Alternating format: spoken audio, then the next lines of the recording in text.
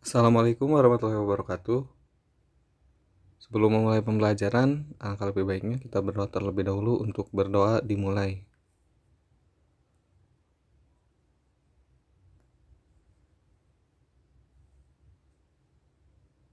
Berdoa selesai.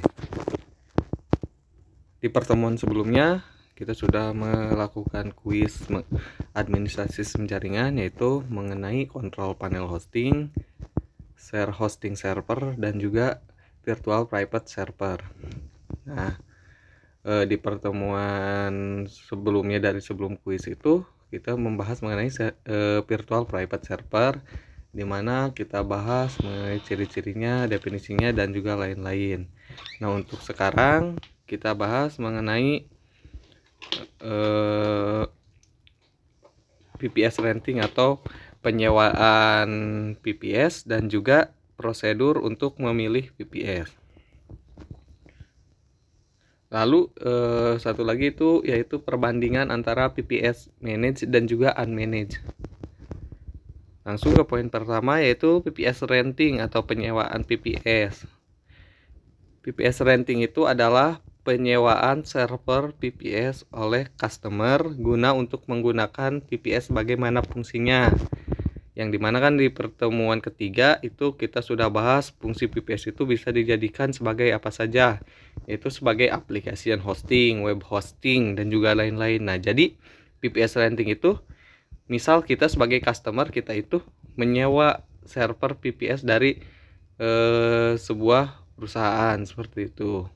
Nah, VPS renting ini dikategorikan jadi dua, yaitu ada VPS managed dan juga VPS unmanaged. Nah, di sini kita akan bahas mengenai apa sih itu VPS managed dan juga apa sih itu VPS unmanaged. Jadi intinya untuk VPS managed itu adalah server VPS-nya itu ditangani oleh penyedia hosting. Jadi untuk kalian yang masih pemula, belum bisa melakukan administrasi server, nah VPS ini cocok digunakan karena ketika kalian mengelola server tersebut, kalian itu akan selalu dibantu oleh pihak penyedia hosting atau perusahaan yang menyewakan hosting kepada kalian seperti itu. Nah, di sini dapat dibaca manage VPS adalah sebuah VPS di mana semua masalah terkait VPS ditangani oleh penyedia hosting. Jadi apabila ada error atau apapun, kalian dengan laporkan saja ke penyedia hosting, nanti akan ditangani seperti itu.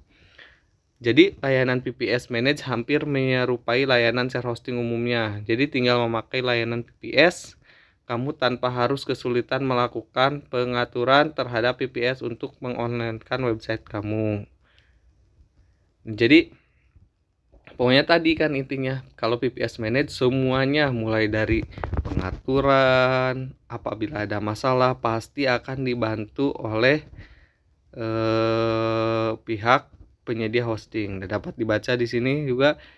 Jadi ketika kamu membeli VPS Manage, kebanyakan VPS akan membantu kamu dalam mengatur dan mengelola VPS. Misalnya seperti dukungan teknis, bimbingan dalam hal server, aplikasi, dan OS, serta pemeliharaan dan pemantauan server, dan masih banyak hal lainnya seperti itu. Selanjutnya, keuntungannya menggunakan VPS Manage. Yang pertama, dukungan teknis dan bimbingan dalam hal server, aplikasi, dan OS, sehingga tak perlu khawatir tentang konfigurasi dan pengaturan VPS kamu. Yang kedua, backup server. Penyedia VPS Manage biasanya mendukung backup server, namun kamu harus melakukan backup sendiri untuk dijadikan cadangan backup jika penyedia VPS tidak mempunyai backup terbaru. Yang ketiga, 2x7 pemantau 24 jam dalam 7 hari pemantauan server dan dukungan teknis, sehingga saat VPS tiba-tiba mengalami masalah dan tidak bisa diakses, bisa dibantu tim teknik untuk memulihkan VPS. Jadi VPS kamu bisa menjamin uptime 99,99%. Yang keempat, pembaharuan dan peningkatan perangkat lunak dan patch keamanan. Pembaruan dan peningkatan software dan keamanan server didelegasikan kepada para ahli yang terlatih dari penyedia VPS. Yang kelima, pemeliharaan dan pemantauan server hemat biaya karena memberi Anda lebih banyak waktu untuk menangani tugas-tugas lain. Nah, selain ada kelebihannya, di sini juga VPS Manage itu ada kekurangannya. Nah, mungkin untuk kekurangannya, karena kan tadi kalian sudah ketahui bahwa VPS Manage itu apabila ada permasalahan terkait dengan VPS langsung ditangani oleh penyedia hosting. Lalu untuk segala pengaturan bisa ditangani oleh perusahaan penyedia hostingnya. Nah, otomatis dengan layanan seperti itu akan memiliki kekurangan, yaitu salah satunya itu biaya atau harga yang lebih mahal untuk VPS Manage. Mungkin itu saja sih yang dapat kita lihat mengenai kekurangan VPS Manage tersebut. Dan juga mungkin satu lagi kekurangannya, kita itu nantinya jadi tidak akan mempunyai pengalaman mengenai cara mengelola server, karena kan segala pengaturan dan juga apabila ada error pada VPS kita tidak terjun menangani langsung, akan tetapi kita tinggal melapor ke penyedia hosting dan pihak penyedia hosting yang akan memperbaikinya. Nah, yang selanjutnya yaitu VPS Unmanaged. Nah, VPS Unmanaged ini adalah kebalikan dari VPS Managed, yang dimana di sini Unmanaged VPS adalah sebuah VPS yang semua tanggung jawab pengelolaannya diambil dari penyedia dan ditempatkan pada pelanggan. Jadi semua urusan baik mengelola atau memelihara adalah tanggung jawab dari pengguna. Pelanggan akan bertanggung jawab atas semua yang ada di VPS, mulai dari pengaturan, konfigurasi aplikasi, hingga pemantauan VPS. Tanggung jawab penyedia VPS berakhir pada penyediaan koneksi jaringan dan platform virtualisasi. Nah, jadi di sini VPS Unmanaged ini kebalikan dari VPS Managed. Kalau VPS Managed segala sesuatunya itu mulai pengaturan, apabila ada error itu dikelola oleh pihak penyedia hostingnya. Nah, kalau VPS Unmanaged ini kebalikannya, yaitu pihak hosting atau unmanaged hanya menyediakan koneksi jaringan dan platform virtualisasi. Sampai di situ semuanya itu adalah urusan dari atau tanggung jawab dari customer atau pelanggan. Mulai dari pengaturan servernya seperti apa, konfigurasi aplikasinya seperti apa. Nah, itu sudah menjadi tanggung jawab customer atau pelanggan. Nah, selanjutnya kelebihan VPS Unmanaged. Yang pertama, harga lebih murah karena tadi kan pihak penyedia hosting itu tidak banyak berperan, karena kan tidak ada bantuan mengenai pengaturan server dan lain-lain, sehingga harganya pasti lebih murah dibandingkan VPS yang managed. Yang kedua, kebebasan penggunaan teknologi untuk VPS. Nah, di sini kita bebas menggunakan VPS itu untuk apa saja. Tuh, jadi bebas. Yang ketiga, kita mendapatkan pengalaman dalam memanage sebuah server. Untuk kekurangannya yaitu karena VPS Unmanaged menjadi tanggung jawab pengguna, maka pelanggan memerlukan pengetahuan yang cukup dalam menyiapkan, memelihara, dan memantau VPS, dan hal itu sangat tidak ideal untuk pengguna pemula yang non teknis dan belum paham tentang sistem administrator. Jadi kekurangannya itu intinya itu apabila kalian masih pemula maka kalian tidak bisa menggunakannya, karena untuk menggunakan VPS Unmanaged kalian itu harus mempunyai pengalaman dan juga paham tentang teknis dari sistem administrator atau untuk paham mengenai cara pengelolaan server. Karena tadi kan semua pengaturan dan juga konfigurasinya itu dikelola oleh sendiri atau dikelola oleh customer. Lalu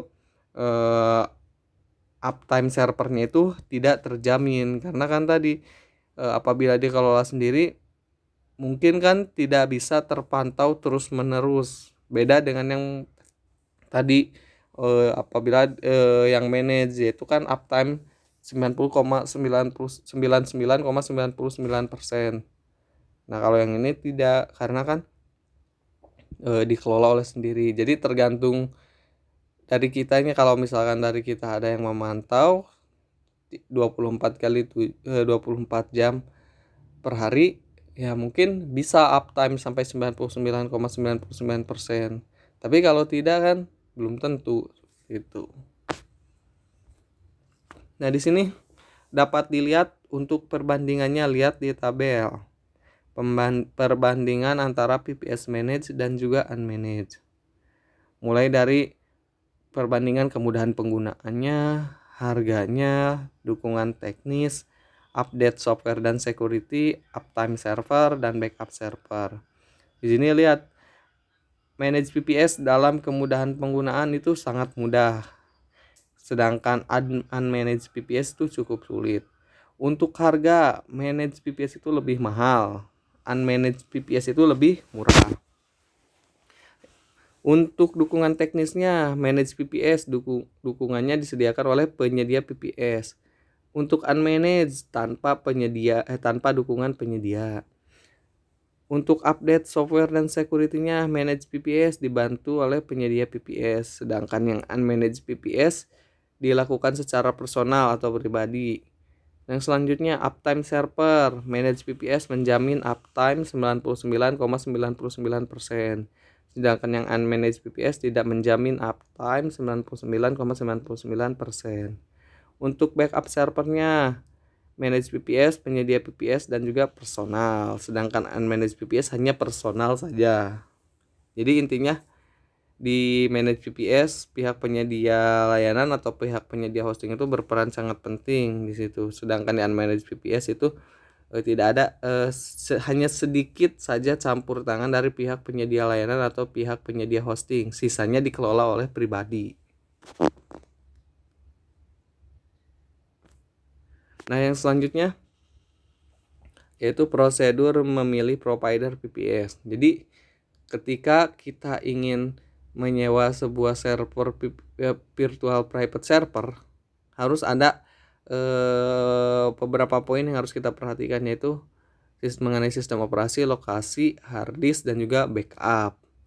Yang dimana ketika ingin menyewa PPS itu kita harus sesuaikan dengan kebutuhan kita. Misalkan kebutuhan kita sistem operasinya apa, terus pengunjung, misalkan kita akan bikin website nih, pengunjung website kita itu misalkan kita targetkan dari mana gitu. Nah, terus hard disk itu berarti ukuran memorinya berapa, tipe hard disknya apa, lalu harus ada backup yang paling penting, karena kan apabila ada tiba-tiba data hilang maka bisa di restore apabila sudah di backup. Jadi 4 poin ini yang harus kalian perhatikan sebelum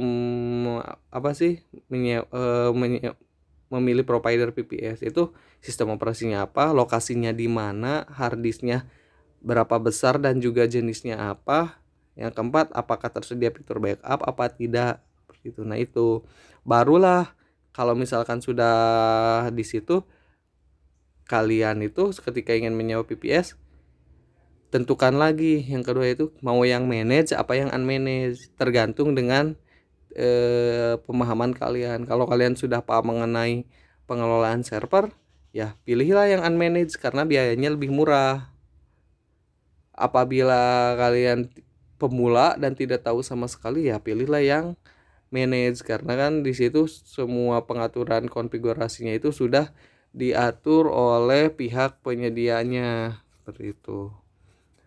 Nah, mungkin di pertemuan kali ini hanya itu saja yang dapat disampaikan. Kurang lebih dan lebihnya mohon maaf. Wassalamualaikum warahmatullahi wabarakatuh.